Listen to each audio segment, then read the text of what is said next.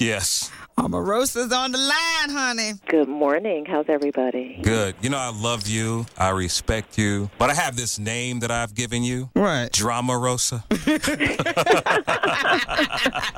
Hey, I might trademark that. You better be careful. You know Oh, God, let me get on it right now. I've always wanted to ask you this. You've been in the spotlight, and I know folks can be so harsh with their words. How do you take all of that and keep a smile and just keep doing you? After 15 years in the public eye, I feel like you have to either be able to take the heat or get out the kitchen. First of all, I don't concern myself with other people's opinion of me. That's none of my business. Since I am not captive to their opinion, I live a very free, happy life, and I sleep well at night. Okay. But when you worry about what people think about you, I think that that's when the problem begins. Omarosa, when you worked with Donald Trump, I know you had to catch a lot of heat from people. What did you want people to get and or see from that? Thank you so much for asking. I think a big reason why I wrote the book was so that people could see the journey of going from 2003 all the way till now. What was it like, first of all, being on the show and then evolving into the campaign and into the White House? But let me be clear. I've been in politics for 20 years. My first job in the White House was back in 1998. And so when people have something to say about my service to this country and how often I have put myself on the line, I always just challenge them to go and be a change agent in their community. If you think that what I did wasn't amazing or great or a failure, I always say go do better. Your service can probably outshine mine, but first you have to serve. There are people making decisions about our lives, about our community, about education, about policing, civil rights, that sort of thing. And everybody said we should sit out the next 4 years of Donald Trump and just have nothing to do with him. And that just doesn't work with government, because every budget that we pass have implications for 4, 8, 12 years in the future. And so we can't sit out. And as the only African-American senior staffer and the only African-American woman in that whole orbit, I carried the weight of everybody's judgment, perceptions, and opinions, but I just put my head down and did the work. Those private conversations, Omarosa, with Trump, what did you say to him about our community and the things that he needed to work on? First of all, Donald Trump's attention span is like that of a fruit fly. You know, talking to him is very, very difficult. And so I kind of drew from my experience as a substitute teacher. I used to substitute teach when I was doing my master's. And so I always talk to him as if I'm talking to somebody who had difficulties comprehending complex information. But some of the things that I said to him about our community, the first thing I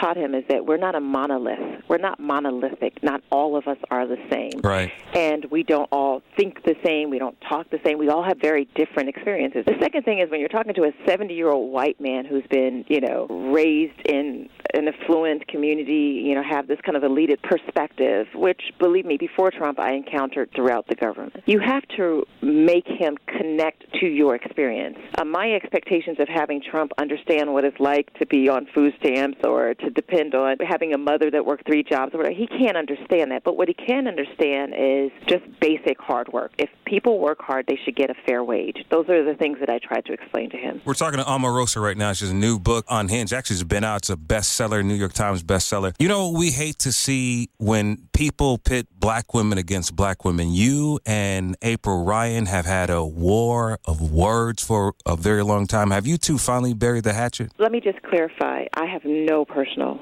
issue with April Ryan. I think she's doing her job as a reporter, but April Ryan reported bad information. And I think she was used by the administration. They leaked information to her and said that I was running around a Christmas party or something and acting crazy or whatever. And then, of course, you all know I released tapes to counter that. But I think that they used a really accomplished, talented reporter to give her bad information, and she went out and reported that without verifying it. And I felt bad, but I had to release the tape so that people could see what actually happened. And I think after I released that information and she saw that she reported bad information, I think as a reporter you should probably correct the record. At any time, Boo, were you afraid of the information you had, the recordings? I'm writing this book. Christ didn't give us the spirit of fear, and I'm not saying that as a cliche. It's clearly something that I live. I could not walk in that space with fear. I had to walk in that space with a boldness because because if I did not, then I would fail. And if I failed, I felt like our community would fail. And with the information that I had, because I secured that information and put it in key people's hands, law enforcement, congressmen, that sort of thing, if anything happened to me, God forbid, that story still would have gotten out.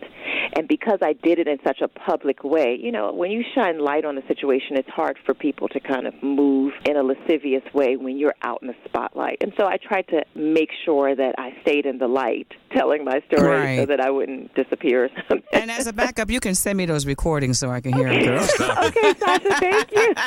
And listen, you can't go wrong either having a husband who's a pastor, too, so you're good. Oh, yeah. My husband he's a prayer warrior, and he has covered me from day one. But also the entire congregation. I have such an incredible support system with my husband's church, but also the church that I was the assistant pastor at for 10 years in L.A., Weller Street Baptist Church. And so I have a huge community of faith of people who just keep me covered because I truly am a product of prayer. Nothing else could explain the journey that I have been on with God. Any more reality television for you? Sasha, let me be 100% transparent with you. If they call me and give me another check like they did for Big Brother, I'm there. Never. Oh, you said you won't be there? She's there? Did you hear about that I check? will be there. I know that's right, Omarosa. She keeping it real right there. I love Omarosa. reality. Yeah, I would do it again to answer your question. Omarosa, I got to flip the script and ask you this. Sure. Every now and then, do you still think about Clarke Duncan? He was the love of my life, you know, and I say that with respect to my husband. My husband knows the place that Michael has in my heart, and I write about it. I mean, I'm candid about my pregnancy, about losing our child, you know, just all kinds of stuff that I never wanted to share, but I had to share. There is not a day that doesn't go by that I don't think about him or think about his big laugh or his huge presence and how sometimes he would work out and say, I want to do push-ups, come on, and he would lift me for his workout.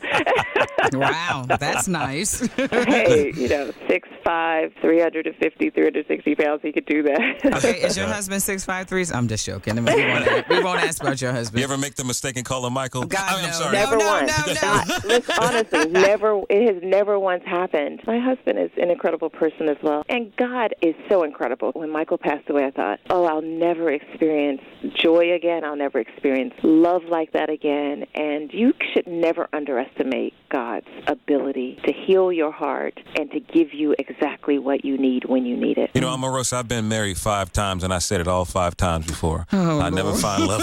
Nick, you have not been married 5 times. I have. I really have. Are you being serious? Sasha, is he being serious? He's being I'm very serious, but he's married now to Georgia. The love of my life. And he's happy, and we're going to keep them happy, and that's what counts. So, because you learn. Shout out to Georgia. God bless you, Georgia. That's right. So, Omarosa, look, I'm getting ready to text you now, girl, so you can send us some copies of these books. So I can girl. get me I some. got the goods. Yeah, so I can get some coffee and go, what? No, really? You know, the difficult thing is that I haven't even begun to be able to share my full story because, as you know, Donald Trump immediately had his legal team try to shut me down. I'm sure.